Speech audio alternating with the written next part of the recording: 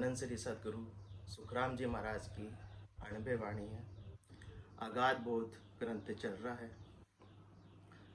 जिस साधक के घट में सदगुरु की सत्ता जागृत हो जाती है, उस अगाध सत्ता का बोध हो जाता है, वही समझ पाता है कि मुझे अजब गजब की चीज़ जो आज मिली है, यही मेरा कल्याण कर सकती है। ये मुझे सत्ता नहीं मिलती, ये सदगुरु की मेहर नहीं होती, कृपा नहीं होती, दया नहीं होती, तो ये मेरा मनुष्य जन्म मैं वैसे ही बेकार करके चला जाता जैसे अनेकों बार मैंने किए हैं। आज मेरा पहली बार जन्म नहीं हुआ है। मात पिता कुत गोत्र चढ़ुम्बो जून जून संग होई, मिनखा दे गरुबो पासो पर सतगुरु मिले ना कोई। तो ऐसा जब भाग्य उदय होता है, पुण्य उदय होता है, किस्मत उदय होती है, तब जाके ऐसा सदगुरु का दुर्लभ ज्ञान प्राप्त होता है। और ऐसे ज्ञान को सिरोधारी करके आत्मा जो सदगुरु विधि से भजन करती है, सिमरन करती है, उसके घट में सदगुरु की सत्ता जागृत हो जाती है। और ये सदगुरु की सत्ता ही इस आत्मा को तीन लोकों से परे चौथे लोक में ले जा सकती है। बाकी अन्य कोई भी उपाय तीन लोकों में फलों की प्राप्ति करा देंगे, परंतु इस तीन लोगों की जेल से बाहर निकाल पाते नहीं है। तो महाराज फरमा रहे हैं कि ऐसी सदगुरु की सत्ता का, ऐसी राजयोग की भक्ति का कितना पराक्रम है। पाप न पुण्य न माने एकी, ना किया दंड लागे, उल्टा कर्म धर्म सोचावे, भाग हमारो ही जागे। संसार के अंदर कोई भी कर्म करेंगे, कोई भी कर्म करेंगे, उसका फल वापस से भोगना ही पड़ेगा या भुगतना ही पड़ेगा। साकल बंदियों सिए पछतावे, अब कहो कौन छुड़ावे, पाप पुण्य कंचन लो बेड़ी, पाँव पड़ा जीव दुख पावे। जिसके भी पाँव में बेड़ी पड़ेगी वो जीव दुखी रहेगा ही रहेगा, क्योंकि पराधीनता में कभी भी सुख मिलने वाला नहीं है। परंतु ये राजयोग की ऐसी भक्ति है, ऐसे केवल की भक्ति है, जिसके अंदर सारे पाप और पुण्य गौण हो जाते हैं, सारे कर्म गौण हो जाते हैं, कर्म हावी नहीं हो पाते हैं। पाप न पुण्य न माने की, ना किया दंड लागे। अब तक जितने भी कर्म हुए हैं वो सारे ऐसी राजियों की भक्ति के पराक्रम से सारे कर्म रद्द हो जाते हैं, क्योंकि ये सदगुरु की सत्ता, ये ऐसा विमान है जो तीन लोकों के क्षेत्राधिकार से, जमराज के क्षेत्राधिकार से इस आत्मा को चौथे लोक में बाहर निकाल कर ले जाता है। जिसका क्षेत्राधिकार ही नहीं है, धर्मराय का सत्राधिकार कहाँ तक का है? तीन लोकों तक का है। तीन लोकों में जब तक आत्मा है तब तक तो वो सत्राधिकार के अनुसार पाप पुण्य का भुगतान करवाता है। परंतु जो आत्मा सदगुरु की सत्ता के विमान में बैठकर चौथे लोक में चली गई है, तो वहां पर ये लो एप्लीकेबल नहीं होता है। तो पाप न पुण्य न माने एकी, ना किया दंड लागे, उल्टा कर्म धर्म सोचावे, भाग हमारो ही जागे। कर्मों का भुगतान कौन करवाते हैं? धर्मराय करवाते हैं। तो उल्टा कर्म धर्म सोचावे, धर्मराय भी ऐसी केवल की भक्ति चाहता है। जब माने मर जाए चाल पासो नहीं आवे, दूरासु डंडो साध के दर्शन चाहे। वो भी ऐसी केवल की भक्ति को सिरोधारी करना चाहता है, निज नाम को सिरोधारी करना चाहता है कि हमारा भी ये हमारे कार्य से हमको सदा सदा के लिए मुक्ति मिल जावे। तो जब चलो वो हम नहीं कर पाते, परंतु जो ऐसी आत्मा केवल की भक्ति कर रही है उनका तो हम सहयोग करें, कम से कम इतना लाभ तो लेवे। हमको भी जब मनुष्य शरीर मिलेगा तब हम केवल की भक्ति कर पाएंगे। इच्छा तो कर रहे, परंतु उनको पता है कि जब तक हमको नर शरीर नहीं मिलेगा तब तक हम भी केवल की भक्ति करके ऐसे सदगुरु की सत्ता के विमान में बैठकर चौथे लोक में नहीं जा पाएंगे। परंतु कम से कम इतना तो करे कि जो आत्मा केवल की भक्ति कर रही है उनके अपन सेन बन जावे, उनके हितैषी बन जावे, उनके भक्ति में सहायक हो। तो क्या करते हैं वो? पाप न पुण्य न माने एकी, ना किया दंड लागे, उल्टा कर्म धर्म सोचावे, भाग हमारो ही जागे। उल्टे धर्मराज भी चाहते हैं, उल्टे कर्म भी चाहते हैं कि ऐसी केवल की भक्ति करने वाली आत्मा के अपन सहयोगी बने और कर्मों का भुगतान से उनको मुक्ति दिलावे, उनका सहयोग करे, हितैषी करे कि ये आत्मा जो चौथे लोक में जा रही है और हमको भी ऐसे चौथे लोक की प्राप्ति करने का अवसर मिले।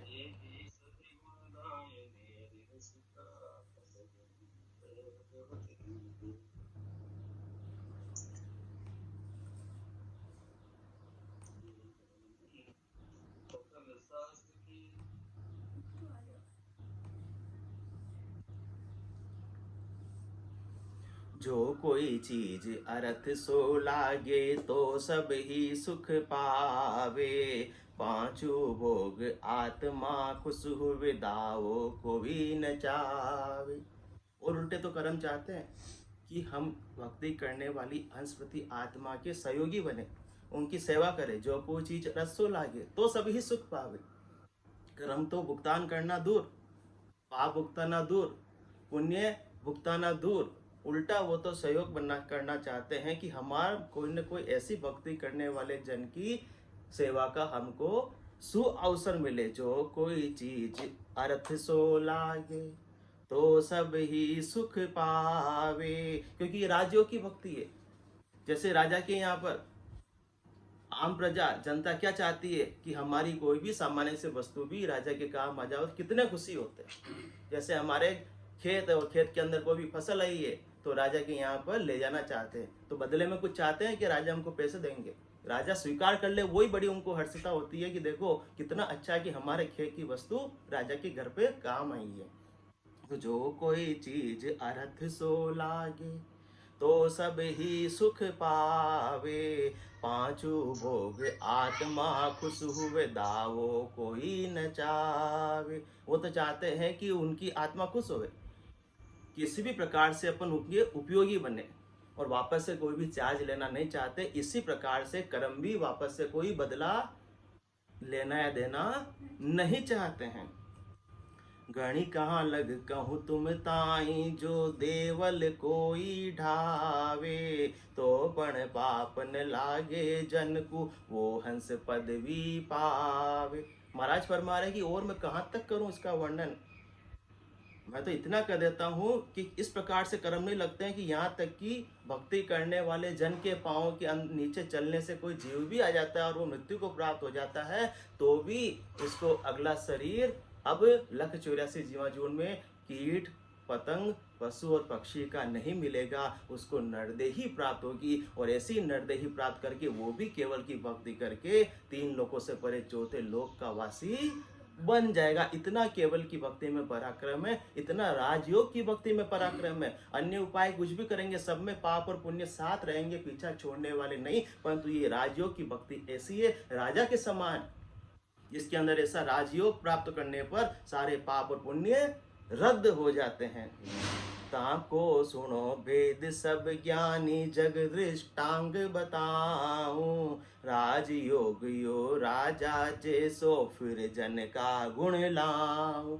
और खुलासा कर रहे हैं महाराज की ऐसा कैसे हो सकता है कि बिल्कुल कर्म नहीं लगता। कोई पूछे ऐसा क्यों होगा भाई, तो महाराज खुलासा कर रहे हैं, संसार का उदाहरण देकर समझा रहे हैं कि ताको सुनो भेद सब ज्ञानी। ज्ञानी है, ज्ञानी तो क्वेश्चन करेंगे, वापस से तर्क वितर्क करेंगे कि ऐसा कैसे हो सकता है कि दूसरी भक्ति के अंदर तो कर्म पीछा नहीं छोड़ते, और आप ये राजयोग की भक्ति बता रहे हो, केवल्य की भक्ति बता रहे हो, इसमें बता रहे हो कि कोई भी कर्म आपको लगेंगे नहीं, ऋण बदला न लेना पड़ेगा और न देना पड़ेगा। ऐसा कैसा हो सकता है।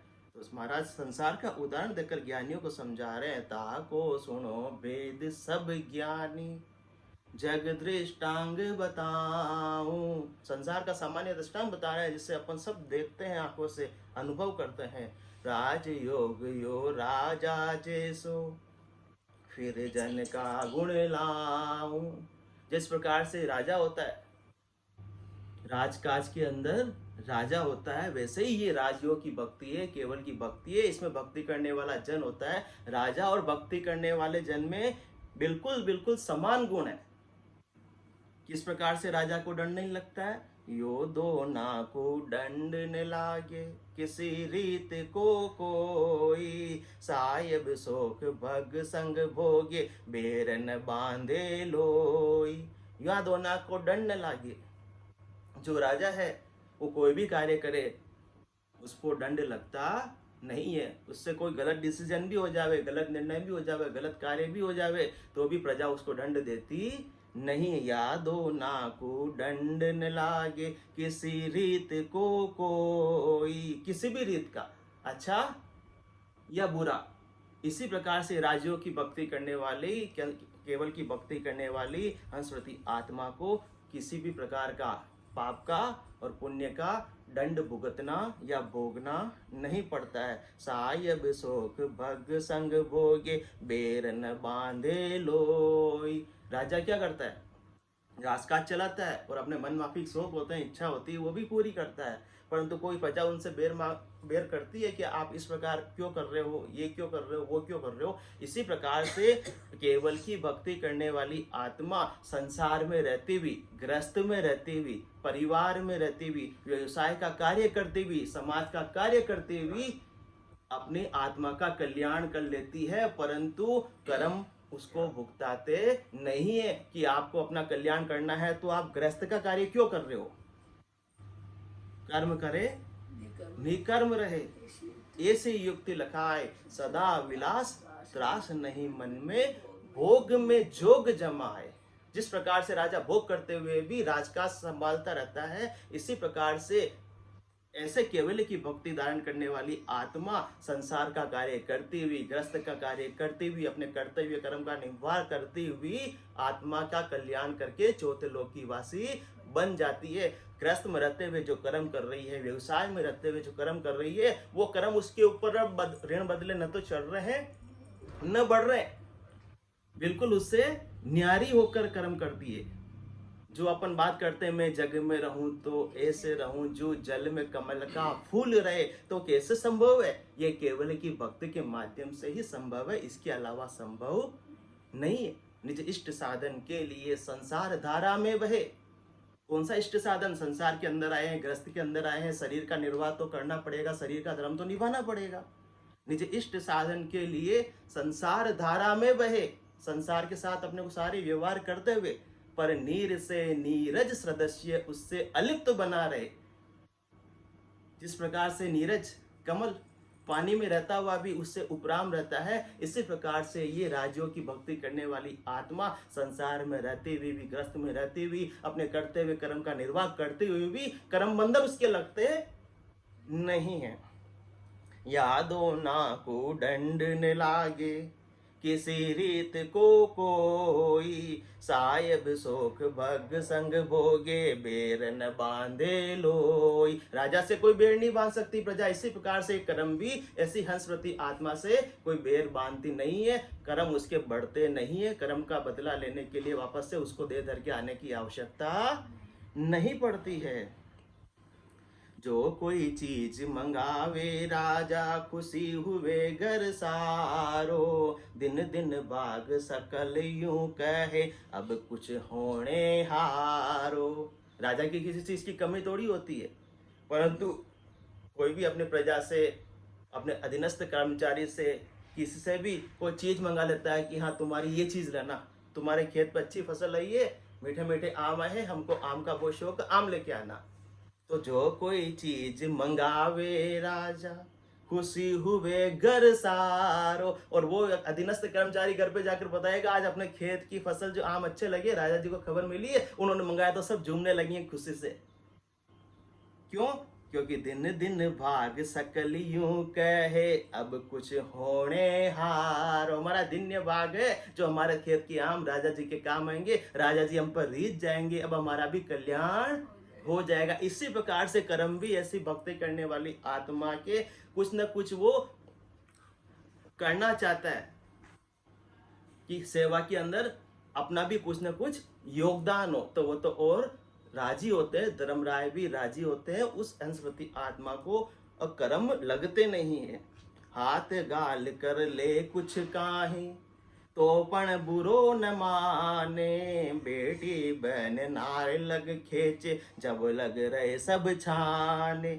राजा अपनी इच्छा के लिए कुछ भी कर लेता, प्रजा कुछ भी बोलती नहीं है। इसी प्रकार से ये हंसवती आत्मा है जिसने ऐसे केवल की भक्ति को धारण किया है, भक्ति को धारण कर लिया है, सदगुरु सत्ता का घट में अनुभव कर रही है, तो आगे भी और दूसरी आत्माओं को क्या संदेश देती है कि मैं भी ऐसी केवल की भक्ति का आनंद ले रही हूं, तो तुम भी ये मेरे से सदगुरु विधि सीखकर निज नाम की जागृति करा लो। तो जो निज नाम की जागृति से पहले वो आत्मा संसार में रची बसी रहती थी, अब उसने क्या कर लिया, अपनी ओर खींच लिया।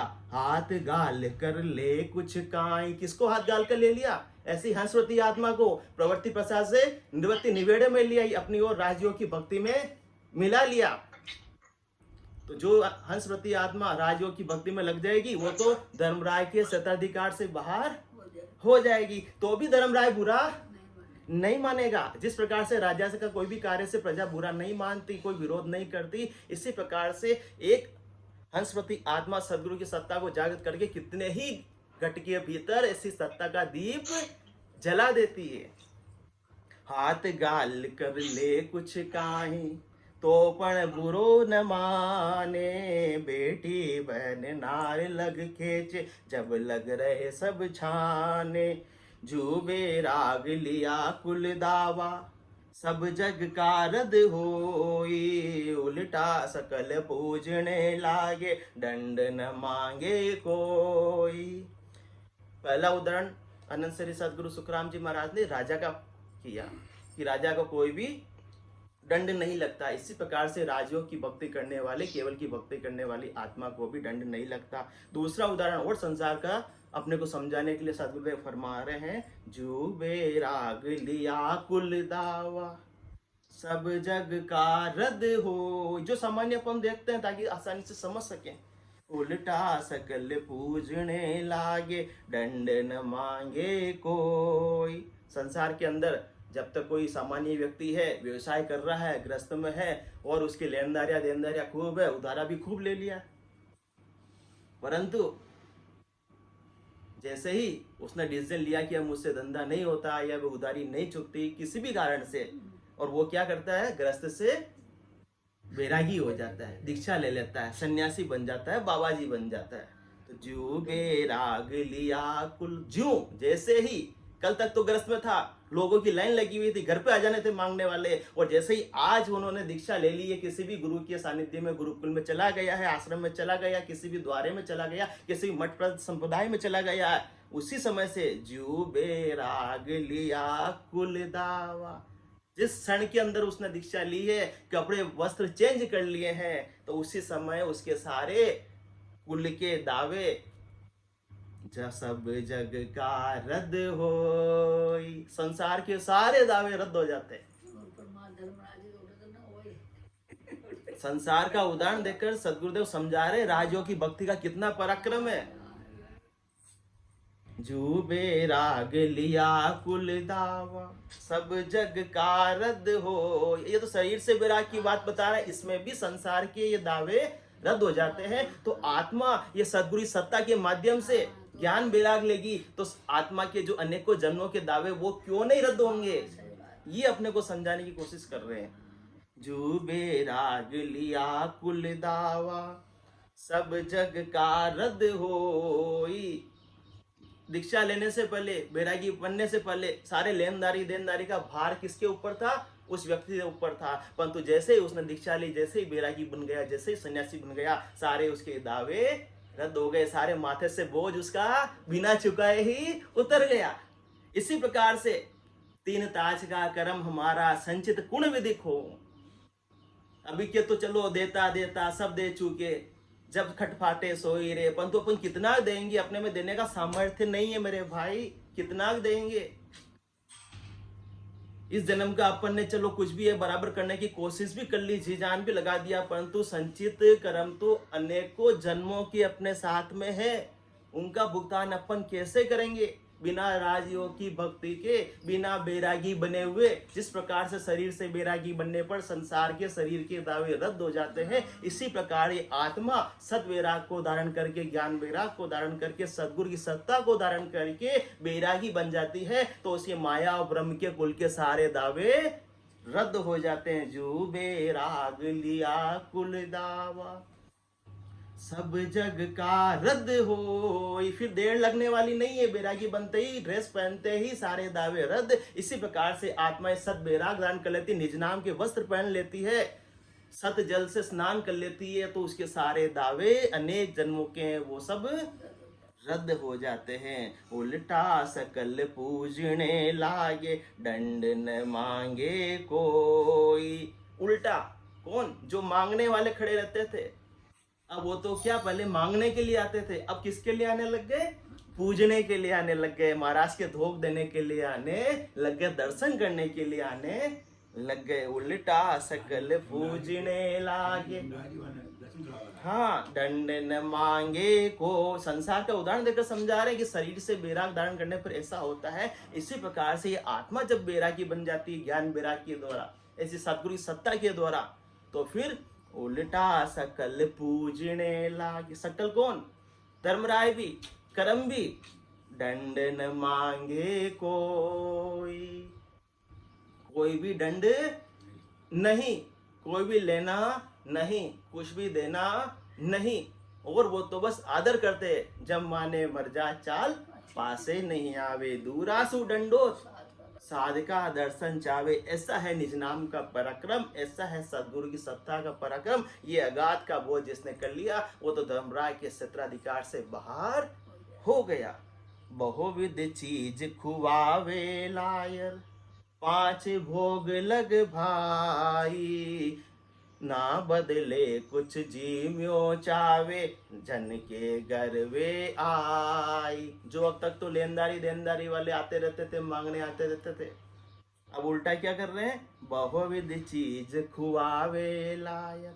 महाराज बन गए, बैरागी बन गए, तो सब समझते हैं कि अपन तो ग्रस्त है, हमको भी संतों की सेवा करने का मौका मिले। संसार में ग्रस्त में अपन देख ही रहे, जितने भी द्वारे हैं, जितने भी जगह हैं, सब लोग जाते हैं, संतों की सेवा करने का लाभ लेना चाहते हैं। इसी प्रकार से बहुविध चीज खुआ वेलायर, पांच भोग लग भाई, ना बदले कुछ जीम्यो चावे, जन के गर्वे आई। वो जा रहे, परंतु वापस से ये नहीं कि हमने जिमाया तो जन के घर हम भी जिम कर आएंगे, क्योंकि बैरागी के कोई जिमने नहीं जाता। इसी प्रकार से कर्म सेवा में हाजिर रहते हैं, परंतु वापस से बदला नहीं चाहते, उसको भुगताना। ऐसी हंसवती आत्मा को, केवल की भक्ति करने वाली आत्मा को बदला देना नहीं पड़ता, क्योंकि बदला देना पड़ेगा तो वापस से दे धर कर आना पड़ेगा। और देह के साथ तो सुख और दुख सब लगे हुए रहेंगे। जन्म मरण का भारी दुख, दो जग दुख जम की मारा, जन्म मरण दुख भारी, लग 84 वार न पारा, भुगते गुजुक चारी। ये बदला तो वार पारी नहीं है चुकाने का, तो चार जुगत भुगतते रहेंगी और चक्रवर्ती ब्याज की तरह वापस से चढ़ता रहेगा। एक चुकाया, ब्याज चुकाना ही पे, और मूल वो का वही रह गया, ब्याज का ब्याज लगता गया, बढ़ता गया। तो यूं ये पाप पुण्य नहीं लागे, राज जोग को भाई, जो बेराग लिया सुन टूटे, दो दंड इनका। ये संसार का इस प्रकार से उदाहरण, दोनों उदाहरण दिए, एक तो राजा का उदाहरण दिया समझाने के लिए, और एक बैरागी का उदाहरण दिया।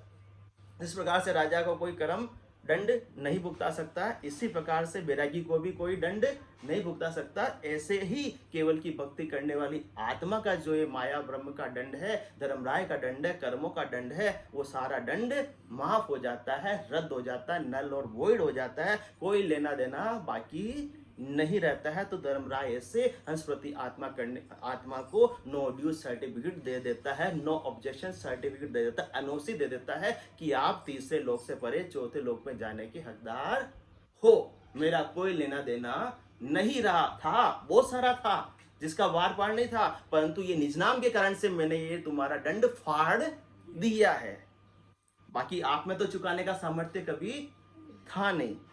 यूं ये पाप पुण्य नहीं लागे, राज जोग को भाई, जो बेराग लिया सुन टूटे, दो दंड इनका। इस प्रकार से पाप पुण्य राजयोग की भक्ति करने वाली आत्मा को नहीं लगते।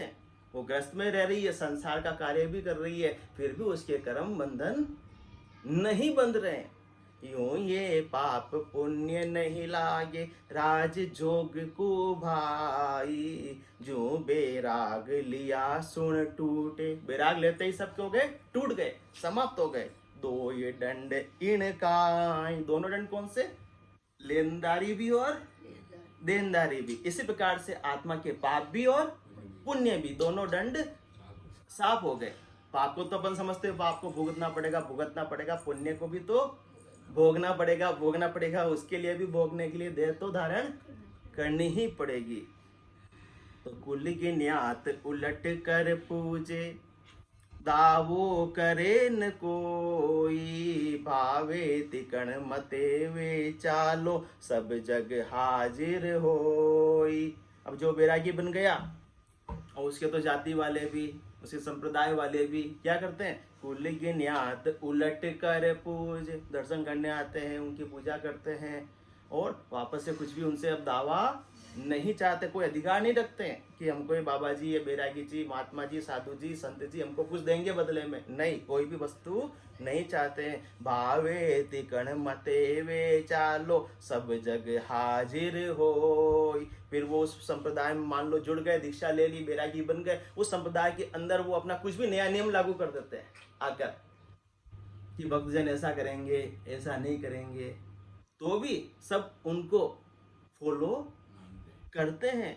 भावे तिकण मते वे चालो, सब जगह हाजिर हो। सब सेवा में हाजिर रहते हैं, सब उनको फॉलो करते हैं, सब उनका अनुसरण करते हैं, सब उनकी बात को मानते हैं। इसी प्रकार से केवल की भक्ति करने वाली आत्मा संसार में रहते भी, संसार के कार्य करते भी किसी प्रकार की दोषी नहीं रहती है, सारे कर्म हाजिर रहते हैं। राजे दंड हासिल नहीं मांगे, बोविद पूजे आई, बेटी दुराधुर सो देवे, राज जना को भाई। राजा भी उनसे दंड नहीं लेता, लगान नहीं लेता, टैक्स नहीं लेता। जो संत बन जाते हैं उन पर कोई टैक्स लगता नहीं है, इनकम टैक्स लगता नहीं है। इसी प्रकार से बहुविध पूज्य आई, और राजा भी क्या करता है, उनका सम्मान करता है, उनको दरबार में बुलाता है, उनकी सेवा करता है, उनके दर्शन के लिए जाता है। और उल्टा बेटी दुराधुर सो देवे, राजना को भाई, उनकी बेटी भी,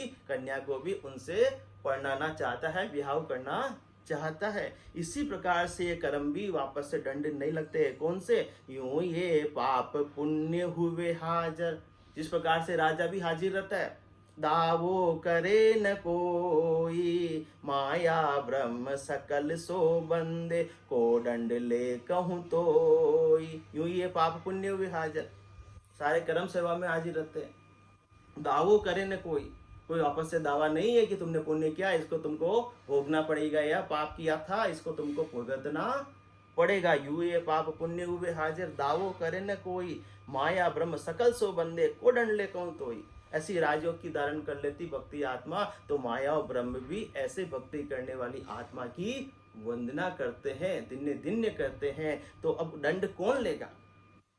राजा भी ऐसे संत की जो शरीरधारी बन जाते हैं, शरीर से विरागी लेते हैं, उनको भी सम्मान देता है, उनकी सेवा करना का अवसर चाहता है। तो क्या राजा उनसे दंड लेगा, लगान लेगा, टैक्स लेगा? नहीं लेगा। इसी प्रकार से ये माया और ब्रह्म भी ऐसे सस्वरूप की भक्ति करने वाली आत्मा की वंदना करते हैं। तो कौन सा वो अपना दंड लेंगे, कौन सा बदला लेंगे, कौन सा वापस से चुकारा मांगेंगे? कोई भी मांगने वाले नहीं। उल्टा ये तो क्या करते हैं, ये तो कहे सदा दिन दोनों, दर्शन जन का चावे, हाजर लिया खड़ा नित आगे, ओ जन के मन भावे। ये तो कहे सदा दिन दोनों, कौन? माया और ब्रह्म दोनों दिन दिन कहते हैं ऐसी हंसवती आत्मा को कि इसने नर शरीर को धारण करके नर शरीर को सार्थक कर लिया, सदा सदा के लिए आवागमन से इसने मुक्ति पा ली, अपने जीवन को इसने सफल कर लिया है। सही सूझ इसको मिल गई समय रहते हुए,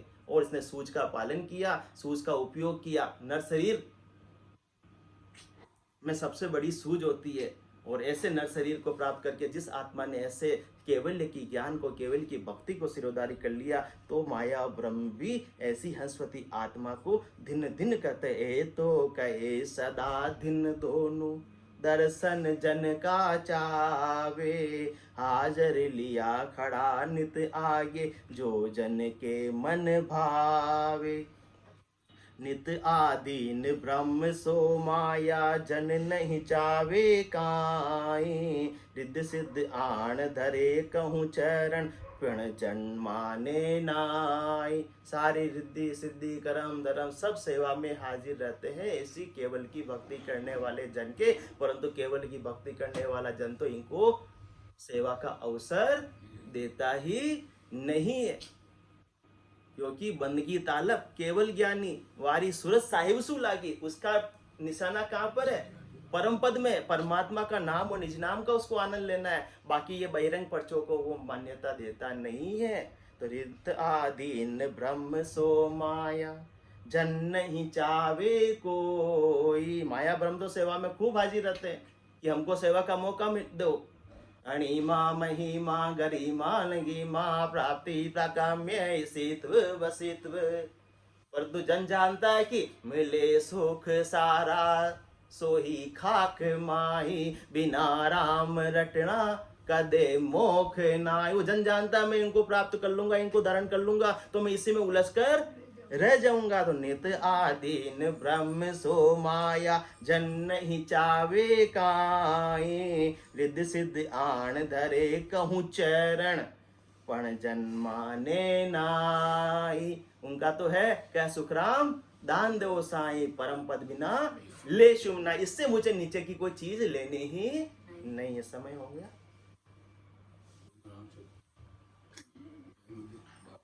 बोलो राम सदगुरु देव जी महाराज ने धन्य हो परम दयाल सदगुरु सुखराम जी महाराज ने धन्य हो अनंत श्री सदगुरु सुखराम जी महाराज के ज्ञान ससुरु भगवान ने धन्य हो केवली भगवंता ने धन्य हो जीवा तारण धन्य हो मोक्ष के मालिका ने धन्य हो अनंत कोटि संतान धन्य हो राम सभा में राम राम से राम राम से